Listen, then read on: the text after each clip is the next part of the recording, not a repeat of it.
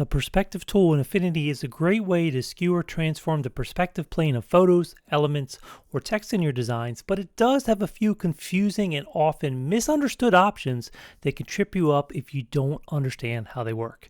So today in this new Affinity tool series, we're talking all about the perspective tool in Affinity and making sure you understand the different places where you can find it, the different options you have when using it, so that you can get the most out of this tool in your design workflow. All right, let's jump right in.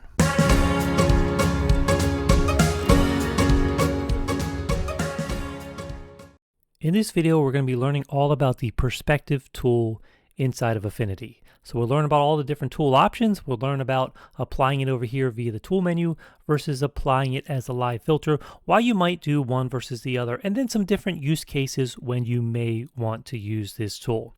So most often you're going to use this tool maybe to get one image to fit the perspective of another image in your design.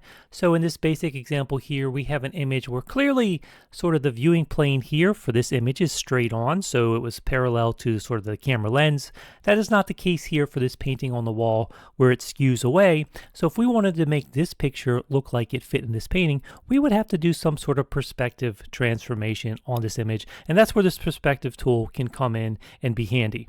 Now, if you're coming from software like Canva, Canva does not have good tools for skewing perspective like this. So this is just one of those examples where you can extend Canva with a tool like Affinity. It just has more options, more tools. So you can extend what you can do by learning Affinity as well as something that pairs with Canva.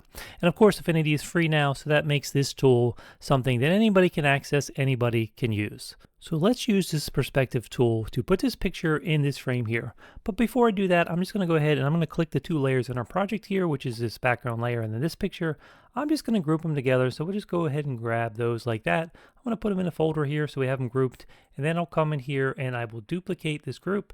And this one original copy, I'm just going to call backup. Now, you don't always have to do this, but it's not a bad idea if you're going to be doing edits to create backups like this, just in case you screw anything up, you know you still have these images here in this backup folder. But we're going to work in this folder here. So again, we just have the picture here, and then we have this frame on the wall.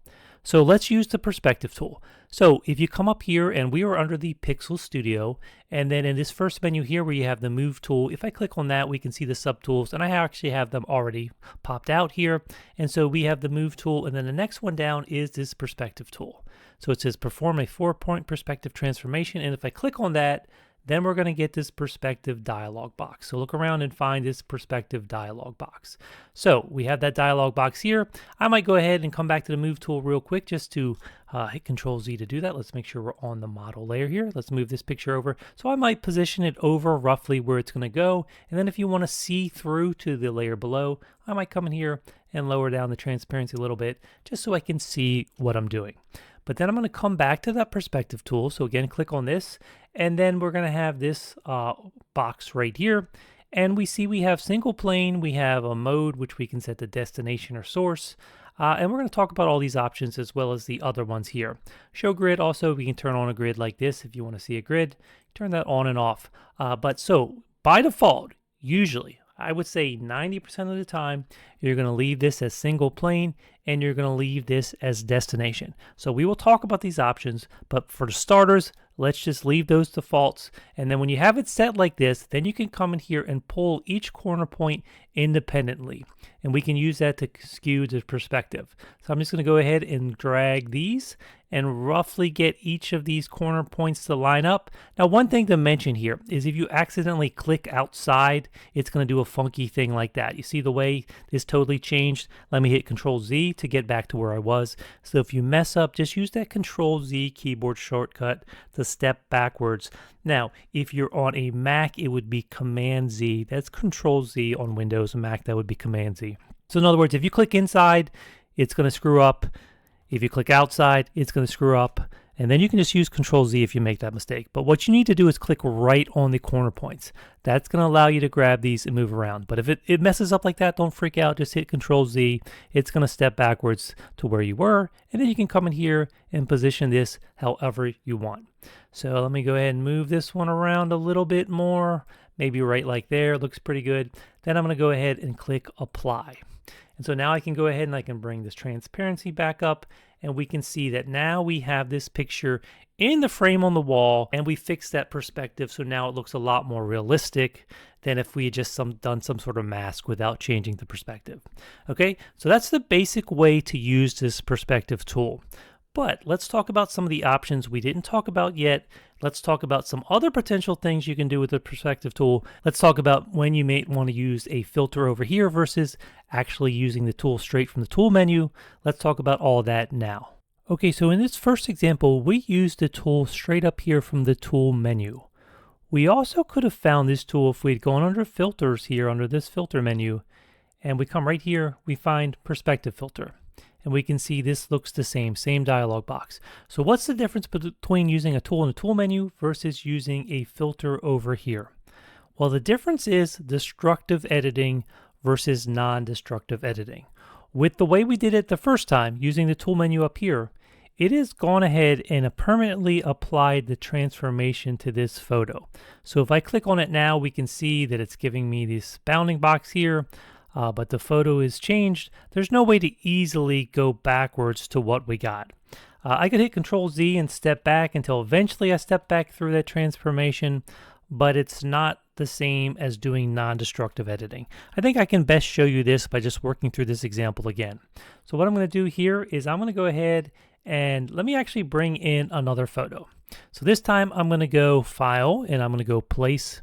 And I'm going to place an image, but this time I'm actually going to place something that is an Affinity file itself. So we can see this one here was a JPEG, and that's what I was working with before, but we can see this one here has type file AF, and that means it's an Affinity file. So basically I opened a photo, and then I saved it as an Affinity file. Let me just I'll show you by doing the whole process just so you understand. So let's go back here to the Affinity.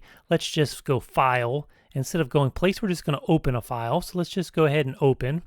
And we'll open this photo here, which is what we were just using. We're going to go ahead and open that. But then what I'm going to do is I'm going to save this as an Affinity file. So let me just go File, Save As. We'll put it in the same directory, but we'll call it Photo Placeholder. And I'm going to leave it as an Affinity file. So this is going to be an AF file, not just a JPEG. And then we're going to go ahead and save that. Okay. So now let me go back to that file we were just working on. So that's this one over here. And now I'm going to go File and I'll choose Place. And we are going to place that photo placeholder that we just created. And this, again, if I just hover over this for a second, we see this is an AF file. So this is an Affinity file. And so we're going to go ahead and we're going to open this.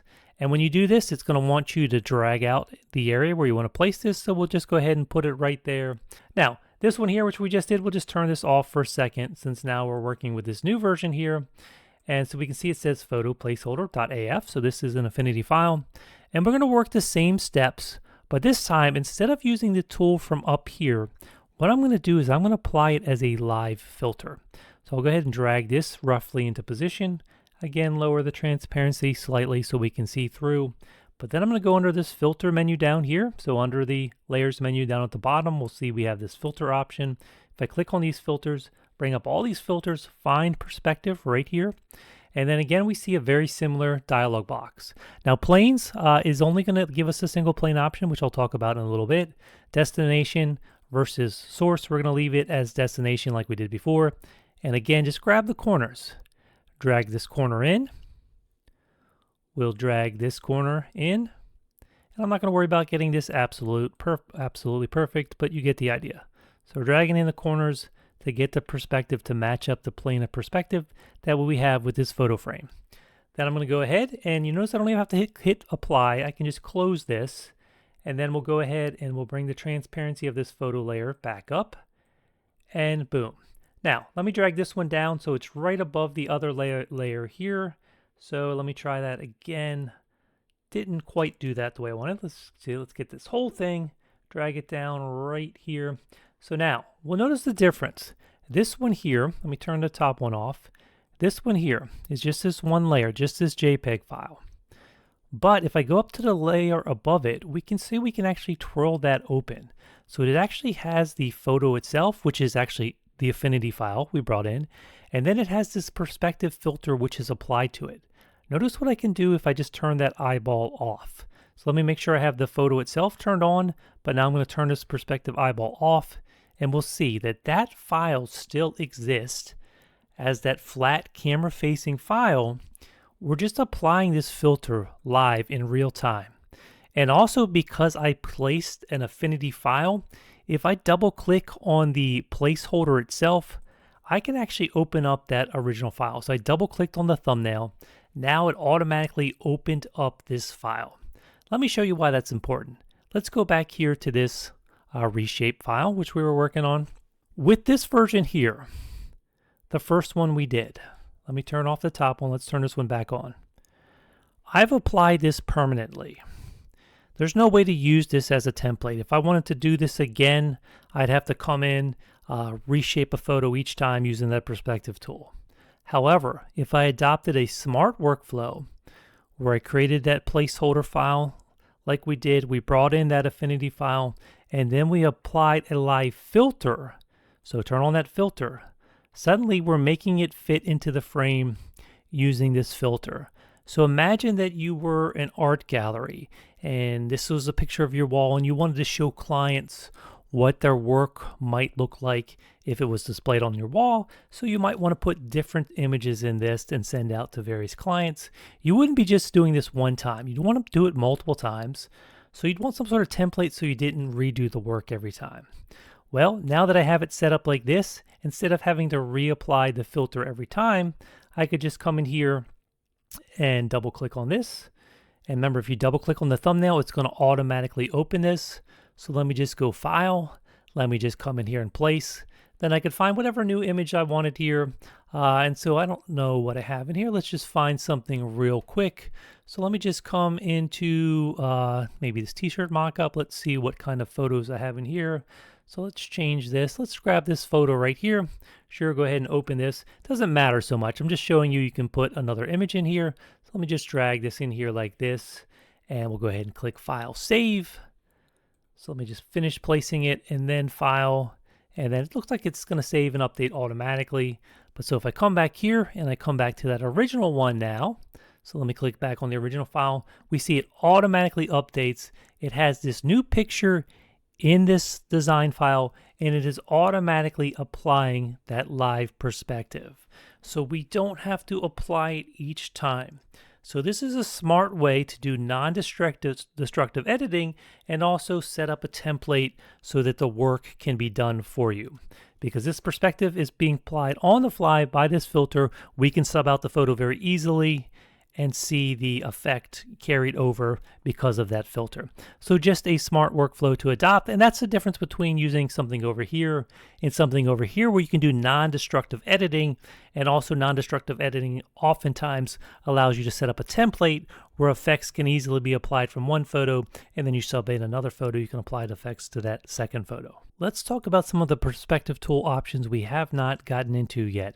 So I'm going to go ahead and turn off this version here, and let's go back to this JPEG version where we already used this tool up here. So we already applied the transformation. So now we have something that's not a rectangle. And one of the issues is when you have something that's no longer a rectangle here, it's still going to have a rectangular bounding box. So let me go ahead and copy this layer. So I'm going to right click here and I'm going to copy this layer. And let's imagine we wanted to take this version here, which is sort of on an angled plane of perspective. And let's say we want to put it inside of this picture here. So let's click over on this one. I'll hit Control V to paste this. So now suddenly we have something that has this angled plane here that we're trying to get back into sort of a flat plane here that's camera facing. One of the issues here is, so let me come over here and again, I'm going to grab this perspective tool. And again, use the filter if you're going to do it more than once, but if you're just applying a one-time thing, you can use the tool up here. Now, let's talk about the difference between using destination, which we use by default, and by choosing the other option source. First, I'm going to leave it on destination. One of the issues is when you resize something with the corner points and the bounding box isn't the exact corner of the photo, then suddenly when you move one point, it's not just moving that point, this point is actually shifting subtly also. So it makes it a little harder to get something perfectly aligned in here because as you move one point, the other point might shift as well. So you're gonna have to fiddle around a little bit more. It's gonna be finicky. So let me just go ahead and cancel that. because there's a better way to do this, and it comes down to the difference between destination mode and source mode. When you're in destination mode here, basically what you're saying is, I want to go and manipulate the perspective of the current photo. I'm going to manipulate it. This is the destination. This is the file we're manipulating. This is where we're going to come on here. We're going to click it. We're going to change the perspective. When you come and change this mode to source, what you're saying is, I'm not currently manipulating it. I'm just defining the perspective of the current source. So you'll notice when I have this source selected, I can move these corner points now, and I'm not moving the photo itself. The photo is staying untouched. But what I can use now are these corner points to define the current perspective plane. So I can drag this right to the corner.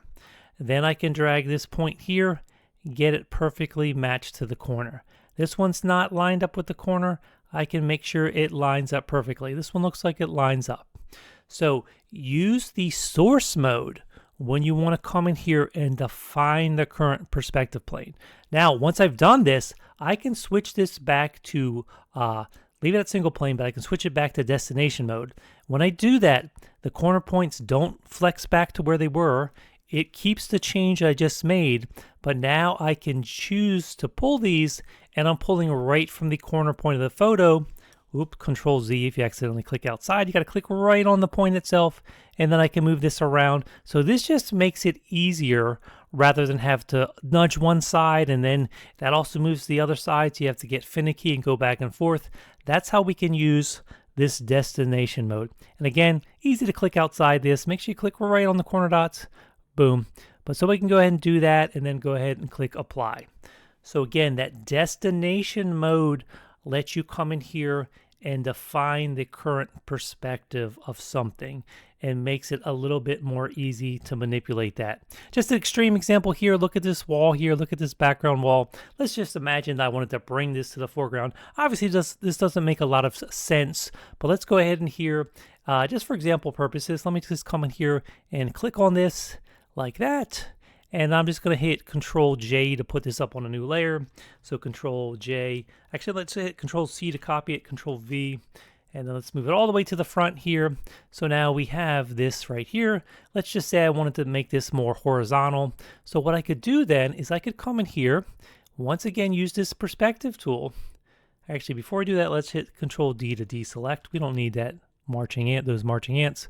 But now if I choose the perspective tool, again, if I was trying to come in here and turn this into like a straight line, if I pull this one and then pull this one, watch how much this top corner is going to move when I pull this bottom part. It's going to move a whole lot. So let's cancel. Let's do the same thing again, perspective. But first, let's go ahead and define it first. So I'm going to go ahead and come in here, define the source. I'll actually drag this way down here, so we're getting that part here. Let's get this one because we're just concerned with the wall there. Let's get this, and let's drag this right here. Let's drag this one up, so we're right there at the bottom of the wall. Let's switch this back to destination. Now suddenly I can pull this up, and you'll notice how now we can come in here and we can really control this the way we want to control this. So I'm able to take this wall and turn this into sort of a straight rectangle way more easily. Go ahead and click apply.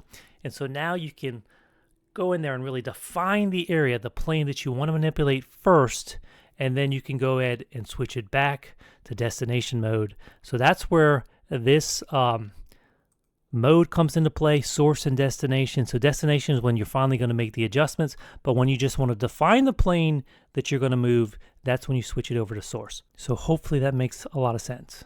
Keeping that last example in mind, let's look at another example with this photo here, but let's apply that same principle of sort of defining the source plane and then switching it back to destination mode. So I'm going to come in here. This time we'll apply it as a live filter. So I'm going to come in here and choose perspective. And again, destination mode, we're going to switch it over to source so we can sort of define the source. So we got to grab our corner points then. Let's bring them in, and you can bring it into part of the photo. Now, also I mentioned before, it kind of screws things up when you click outside of the corner points, but you can also, what it's doing when you do that, and the reason why it screws up is because if you don't click on a corner point itself, then it thinks you're in click and drag mode. So let me just click and drag out a rectangle, and you can do that at any point in time as your starting point, and then you can click on one of the corners. So I'm going to try to really come in here and define this sort of front window pane, because I have clear sort of lines I can follow here. So I should be able to do a pretty good job of defining this front window pane on this building, just this front set of windows. So let me come in here and get that corner point right there. This one's here, this one's here. Might not be perfect, but that's pretty good. So if I define this plane here, watch what happens when I switch back now to destination mode and start to fool with these corners, because you can use this technique to really drastically alter the perspective of a building like this. So I just defined this sort of front window plane. Now watch what happens. I can come in here and I can start to manipulate this all around. I mean, I can get really crazy. Obviously, some of these things are going to look really unrealistic, but I can come in here and I can really, and if I mess up a lot, I can hit Control Z to step back so that I have this a little bit more reasonable, and then come in here and just start to look at the different ways we can play around with and manipulate the perspective of this building here. So really tons of different things you can do if you were trying to get a different look, different perspective. Obviously play around by dragging different points here, but you could really come in here and drastically shift the perspective of this building. So do something like this, and then if we go ahead and we look at that applied versus not applied, you can really come in here and start to adjust the perspective of the building. Now, let me just go ahead and let me notice that when I click on this, if I go under the planes option here, it only has single plane. We saw double plane before, but that's not an option if you use this live filter. So let me just go ahead and throw this out. So again, non-destructive editing, I throw that out, I'm back to the original photo. If I come over now to the perspective tool, I'll notice that now I do have this dual plane option. But before I get into that, I sometimes like to have this central line here that I'm going to use as sort of where the two planes join to be straight, and I don't think this is straight. If I drag out a guide and put it at that top corner of the building here, I can see that it doesn't line up with this corner like it should. So I want to straighten that. Now there are a couple different ways to do that, but I think I'm just going to rotate this. And I'd like it to rotate ideally around this point. So I'm going to grab this tool here. And then whenever you're doing a rotation like this, if you come up here and choose the settings and make sure you enable transform origin. Now it's hard to see, but right here I can see my little origin. If I were to rotate right now, so if I want to rotate, I'd come just outside. So let me check this again to make sure this. It's come just outside here, and we can see how that turns into the rotation icon, and then I can start to turn, but I don't want to transform around this central point. So let me hit Control Z to undo that. I can grab this and I can move this. I'm going to put it right up here so it rotates around that point. Now this becomes my pivot point, so that's going to make it a lot easier, so I can just rotate this bottom point over and have this be a straight line. So again, I'll just pull this over until I have a straight line, and because it keeps this as my fixed point, that just makes that a lot easier. So I'll go ahead and apply that. Let's turn off the background one so we don't see that. But so now I have this photo here, and I have this central line here, but if I still wanted to sort of manipulate the perspective of this building even farther, I could use that perspective tool, and this time we are going to try this dual plane option. So we're going to choose dual plane, and when I do, we get these two planes here. And we can sort of define the different planes that exist in our photo. And this can be finicky, but we're going to fool around with this and see what type of results we can get. So I want to define my two planes. So remember, if I just drag right now with destination, it's going to start to manipulate it. So we can see how we can manipulate by moving around. But of course, that is not what we want, because this is not where the planes are different. So let me hit Control Z to undo that. Control Z again to step back. Control Z again, because I went too far. There we go. I want to switch this to source mode first. Remember, sometimes you got to go to source to define the different planes in your photo. So the different planes are really defined by this central line, which we just defined when we did that rotation. So I'm going to put this right going up and down this line right here. And then if you've ever done something with 2-point perspective in artwork or anything, you know everything sort of flows away towards vanishing points in the distance, but we're just going to sort of use these straight lines in our photograph here sort of as guide. So I'm just sort of trying to follow the perspective lines that exist. And if I wanted to use the building itself, I could say, okay, well, I could bring this top point down, just make it the top of the building, and then I could make sure that as I pull this line down, it basically follows the top of that building all the way down, something like that. Same thing here if I wanted to follow sort of roughly the bottom of the building, or I'm just going to go where I think maybe this curve is here, and I'm just going to, or curb I should say, and just sort of follow that parking lot curve there. So we're right there, so we're sort of following this line down here, and then with each of these here, let's just bring it all the way to the edge, all the way to the edge here. But we're trying to maintain these perspective lines so that we're following each plane. So same thing for here. Now I want this to follow the top of the building all the way down, and I'm interested in this one here. So I'm following this. I know it's different here, but this really is the perspective plane. And then of course this one here, I also have to do the same thing. Again, I'm sort of following that curve in the parking lot, the curb. I want to say curve, but curb. So something like this. And then this auto clip here, you might want to turn off. So what's going to happen now, if I switch back to destination mode, it's going to sort of start to clip some things that don't exist as I move these things here. But you can turn this auto clip on or off. I'll just leave it off. But so now I can come in here and I can start to fool around with the perspective. But as you move one side of the building here, you can notice that sort of things get shifted here.